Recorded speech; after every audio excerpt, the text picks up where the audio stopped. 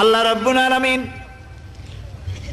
কোরআনে কারীমের ভিতরে নবীজির নাম একটি বারের জন্য নাম ধরে তাকে ডাকেন নাই, বরং তিনি বলেছেন তোমরা পরস্পর পরস্পরকে যেভাবে নাম ধরে ডাকাডাকি করো আমার নবীকে সেভাবে নাম ধরে ডাকবে না।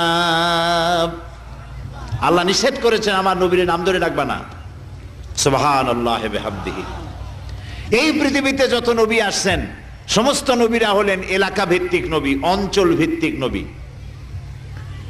এক এক এলাকার, নূহ আলাইহিস সালাম এক এলাকার, মুসা আলাইহিস সালাম আলাক এলাকার, দাউদ আলাইহিস সালাম আরাক এলাকার, এরকম এলাকা ভাগ ভাগ করা। কিন্তু মুহাম্মদ সাল্লাল্লাহু আলাইহি ওয়াসাল্লামকে আল্লাহ রাব্বুল আলামিন কোন এলাকার জন্য নবী বানান নাই।